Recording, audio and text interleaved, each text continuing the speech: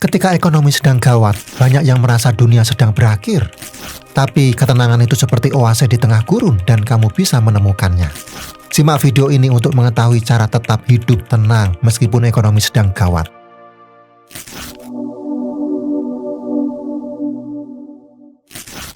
Hidup ini seringkali seperti berlayar di lautan yang luas.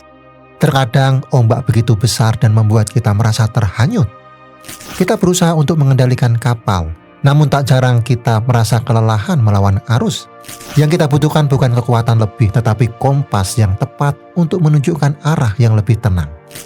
Ketika kita merasa lelah, inilah saatnya untuk menemukan cara yang lebih bijaksana dalam menghadapi badai kehidupan. Sekarang saatnya untuk menemukan cara agar tetap hidup tenang meskipun ekonomi sedang gawat. Yang pertama, fokus pada apa yang bisa kamu kendalikan. Stephen Covey, pakar kepemimpinan dan penulis buku The 7 Habits of Highly Effective People. Dalam bukunya, ia menulis, orang yang proaktif berfokus pada lingkaran pengaruh mereka. Mereka bekerja pada hal-hal yang bisa mereka ubah. Kalimat ini sederhana, tapi sangat relevan hari ini. Kita seringkali sibuk memikirkan hal-hal besar seperti krisis ekonomi, keputusan pemerintah, komentar orang lain. Padahal semua itu di luar kendali kita. Covey mengingatkan, alih-alih menghabiskan energi untuk hal-hal eksternal, lebih baik kita perkuat apa yang bisa kita sentuh langsung, seperti pola pikir, pilihan, tindakan kecil hari ini. Misalnya, menyesuaikan anggaran, belajar keterampilan baru, menjaga sikap positif, itulah bentuk kekuatan sejati. Coba kamu renungkan, apakah hari ini kamu sudah bertindak dalam lingkar pengaruhmu? Atau justru larut dalam kekhawatiran yang tidak bisa kamu ubah? Karena ketenangan bukan hasil dari dunia yang berubah, tapi dari keberanian untuk mengubah diri di titik yang bisa kamu kendalikan. Yang kedua, temukan kebahagiaan dalam sederhana. Saya pernah mengenal seseorang yang hidupnya sangat biasa saja. Ia tinggal di rumah kontrakan kecil, tidak punya kendaraan pribadi, dan pekerjaannya pun serabutan. Kadang mengantar barang, kadang membantu di warung. Tapi ada satu hal yang membuat saya heran, yaitu wajahnya yang hampir selalu tenang. Setiap pagi ia menyapu halaman sambil bersenandung. Setiap sore ia duduk di depan rumah bersama anaknya, sekedar makan gorengan sambil berbincang. Ketika saya tanya, apakah kamu tidak lelah hidup dalam keterbatasan seperti itu? Jawabannya sederhana. Kalau saya terus melihat ke atas, hati saya penuh iri. Tapi kalau saya melihat ke dalam, saya sadar bahwa saya sudah punya cukup alasan untuk bersyukur. Kalimat itu mengingatkan saya pelan.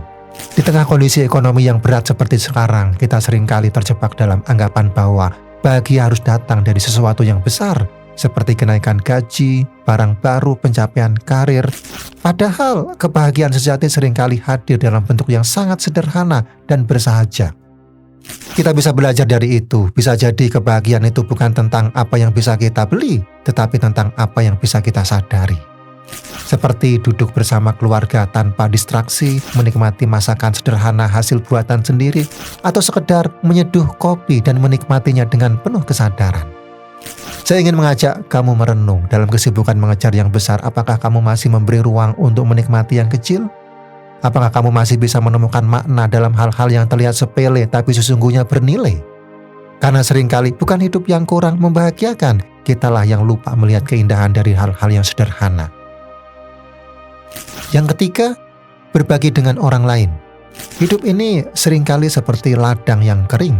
Kita menyiramnya sedikit demi sedikit dengan air yang kita punya, berharap suatu hari nanti akan tumbuh sesuatu yang indah. Tapi yang sering terlupa, terkadang ladang itu baru bisa menghijau bukan karena kita menyimpannya terus, tapi karena kita rela membagikan air itu meskipun sedikit.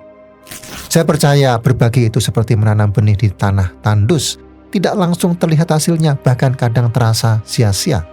Tapi saat kita memberi, entah itu senyuman, perhatian, atau bantuan kecil, kita sedang menggemburkan tanah hati, baik hati kita sendiri maupun hati orang lain. Saya pernah bertemu dengan seseorang yang setiap hari berjalan kaki pulang pergi mencari nafkah, namun tetap menyempatkan diri untuk mampir ke pantai asuhan, hanya untuk mendengarkan cerita anak-anak di sana. Tidak memberi uang, hanya telinga yang mendengarkan dan hati yang hadir. Tapi dari sana hidupnya perlahan berubah, pekerjaannya jadi lebih stabil, relasinya lebih luas, dan hatinya jauh lebih tenang.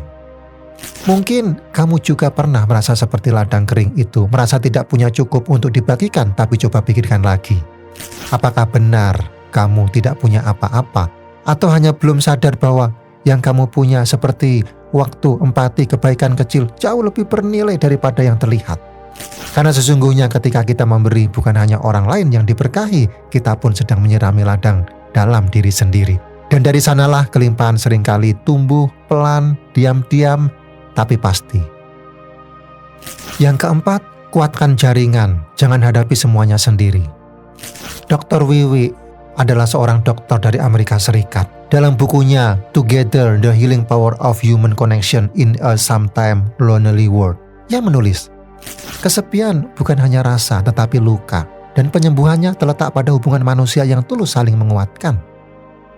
Kalimat itu terasa menohok, terutama di masa seperti sekarang ketika banyak orang berusaha terlihat baik-baik saja padahal sedang goyah di dalam.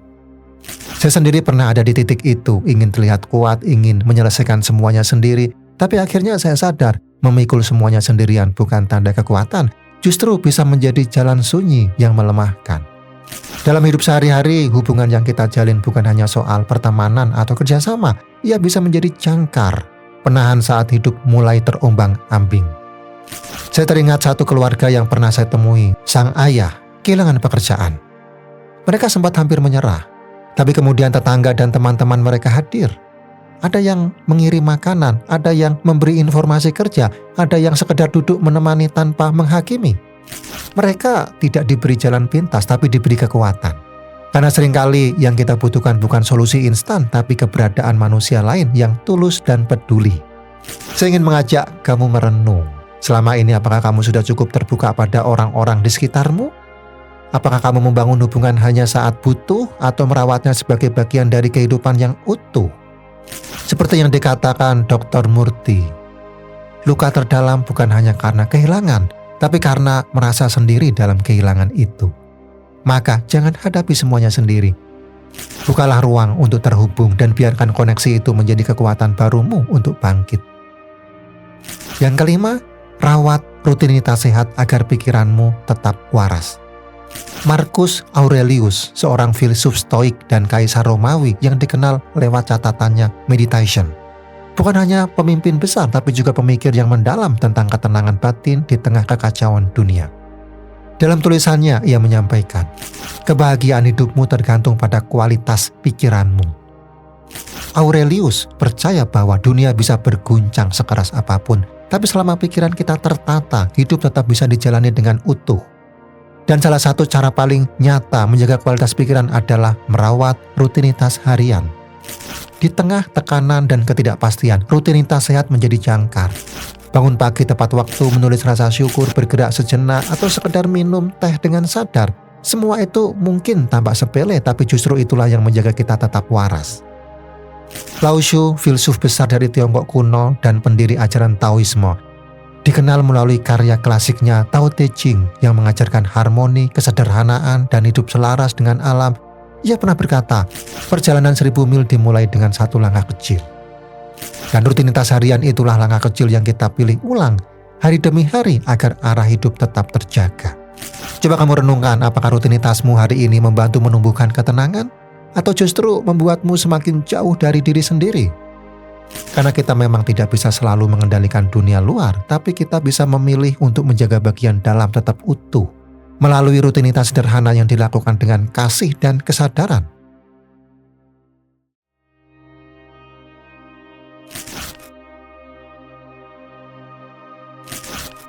Kalau hari-harimu belakangan ini terasa berat, kamu tidak sendiri. Banyak dari kita sedang berjuang dalam diam, melawan rasa cemas, menahan kecewa, menyimpan tanya yang tidak kunjung terjawab. Tapi hari ini mari kita duduk sejenak, bukan untuk menyerah, tapi untuk merenung. Kadang yang paling melelahkan bukan hidup itu sendiri, tapi pikiran kita yang terus memutar ulang, rasa takut dan kekhawatiran. Kita khawatir tentang hal yang belum tentu terjadi dan melupakan kekuatan yang sebenarnya kita miliki. Seperti kata Epictetus, kebebasan terbesar adalah saat kita mampu mengendalikan pikiran sendiri. Saya percaya ketenangan bukan sesuatu yang datang karena hidup tiba-tiba menjadi mudah. Ia hadir ketika kita mulai menerima, lalu memilih untuk bertindak dari tempat yang lebih sadar. Yang perlu kita ubah bukan dunia di luar sana, tapi cara kita memandangnya. So, hari ini saya ingin mengajak kamu untuk tetap tenang, untuk fokus pada apa yang bisa dikendalikan, dan untuk terus bergerak maju walau pelan. Dengan hati yang lapang, karena selama ini masih bisa melangkah, harapan itu masih menyala. Kita memang sedang diuji, tapi kita juga sedang ditempa. Dan siapa tahu justru dari titik paling rapuh inilah kita akan tumbuh menjadi versi terkuat dari diri kita. Kalau kamu merasa video ini membawa makna, bantu teruskan kepada orang-orang yang sedang kehilangan arah. Jangan lupa tekan tombol like, tulis komentarmu, dan subscribe untuk tetap terhubung dengan pesan-pesan yang menyenangkan jiwa. Karena terkadang, satu kalimat bisa menjadi pelita di tengah gelapnya pikiran seseorang.